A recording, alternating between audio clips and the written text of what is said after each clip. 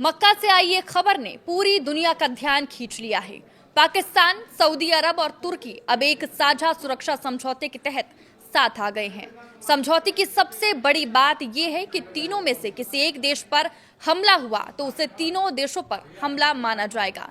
यानी अब सवाल सिर्फ पाकिस्तान और सऊदी अरब का नहीं है, तुर्की भी इस सुरक्षा ढांचे का हिस्सा बन चुका है। लेकिन इस समझौते का भारत पर क्या असर होगा? क्या ये सच में इस्लामिक नाटो की दिशा में बढ़ता कदम है? और अगर पाकिस्तान इस नए गठजोड़ को भारत के खिलाफ रणनीतिक दबाव के तौर पर इस्तेमाल करने की कोशिश करता है तो भारत के पास क्या विकल्प है? आइए इस पूरी खबर को आसान भाषा में समझते हैं। नमस्कार, मैं हूं साक्षी झा और आप देख रहे हैं न्यूज़ 18 का डिजिटल प्लेटफॉर्म। 7 अगस्त को मक्का में पाकिस्तान, सऊदी अरब और तुर्की में मक्का ज्वाइंट डिफेंस एग्रीमेंट पर हस्ताक्षर किए। इस समझौते का सबसे अहम हिस्सा है सामूहिक सुरक्षा का प्रावधान। मतलब अगर तीनों देशों में से किसी एक पर सशस्त्र हमला होता है तो उसे तीनों के खिलाफ हमला माना जाएगा। ये समझौता ऐसे समय में हुआ है जब पश्चिम एशिया में सुरक्षा हालात बेहद तनावपूर्ण है और क्षेत्रीय देश अपनी सुरक्षा व्यवस्था को मजबूत करने की कोशिश कर रही हैं। अब आप सोच रहे होंगे कि क्या ये इस्लामिक नाटो है? अब सबसे बड़ा सवाल यही है। कई रिपोर्ट और विश्लेषणों में इसे नाटो स्टाइल डिफेंस पैक्ट या संभावित इस्लामिक नाटो की दिशा में बड़ा कदम बताया जा रहा है। लेकिन यहाँ एक बात समझना बेहद जरूरी है कि ये आधिकारिक तौर पर नाटो नहीं है और ना ही समझौते का आधिकारिक नाम इस्लामिक नाटो है। असल में ये 3 देशों के बीच साझा रक्षा सहयोग का समझौता है। इसमें पाकिस्तान की सैन्य ताकत, तुर्की की नाटो सदस्यता और रक्षा क्षमताएं तथा सऊदी अरब की आर्थिक और क्षेत्रीय ताकत, तीनों का एक साथ आना रणनीतिक रूप से महत्वपूर्ण माना जा रहा है। भारत के लिए क्यों महत्वपूर्ण है? अब आते हैं सबसे अहम सवाल पर। भारत इस पूरे घटनाक्रम को कैसे देख रहा है? भारत के लिए सबसे महत्वपूर्ण बात पाकिस्तान का इस समझौते में शामिल होना है। भारत और पाकिस्तान के बीच पहले से ही गंभीर रणनीतिक और सुरक्षा मतभेद रहे हैं।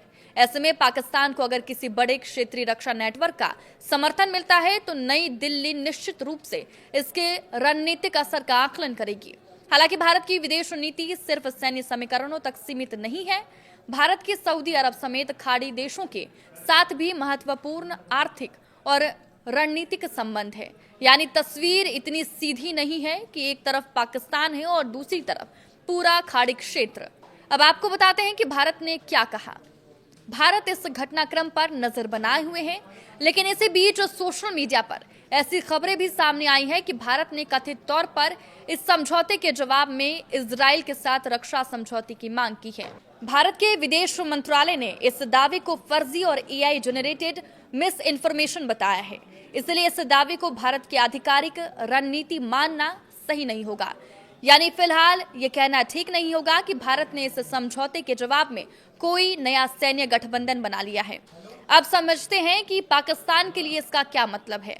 पाकिस्तान के लिए ये समझौता इसलिए महत्वपूर्ण है क्योंकि उसे सऊदी अरब और तुर्की के साथ सुरक्षा सहयोग का नया मंच मिल रहा है। पाकिस्तान और सऊदी अरब के बीच पहले से ही रक्षा सहयोग का लंबा इतिहास है। सितंबर 2025 में दोनों देशों ने स्ट्रैटेजिक म्यूचुअल डिफेंस एग्रीमेंट भी किया था, जिसमें एक पर आक्रमण को दोनों पर आक्रमण माना गया था। अब तुर्की के जुड़ने से ये सहयोग 3 देशों तक पहुंच गया है। लेकिन क्या भारत के लिए तत्काल खतरा है? ऐसा सीधे तौर पर कहना जल्दबाजी होगी। किसी रक्षा समझौते का मतलब ये नहीं होता कि वो अपने आप किसी तीसरे देश के खिलाफ बनाया गया है। मौजूदा समझौते को आधिकारिक तौर पर किसी विशेष देश के खिलाफ गठबंधन नहीं बताया गया है। इसकी पृष्ठभूमि पश्चिम एशिया की व्यापक सुरक्षा स्थिति और क्षेत्रीय अस्थिरता से भी जुड़ी हुई है। भारत के लिए असली चुनौती ये होगी कि आने वाले समय में इस समझौते का इस्तेमाल किस तरह किया जाता है और तीनों देशों के बीच सैन्य सहयोग कितना गहरा होता है। आगे क्या होगा? अब पूरी दुनिया की नजर 3 चीजों पर होगी।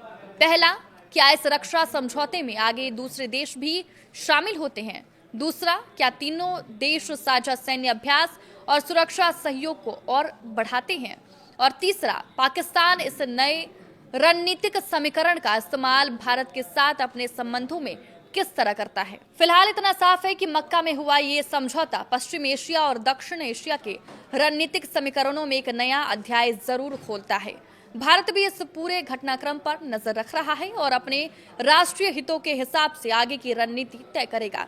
यानी मक्का में हुआ समझौता सिर्फ 3 देशों के बीच एक कागजी करार नहीं है, इसके असर को आने वाले दिनों में पश्चिम एशिया से लेकर दक्षिण एशिया तक महसूस किया जा सकता है। आपके इस वीडियो पर क्या राय है, हमें कमेंट करके जरूर बताएं। नमस्कार।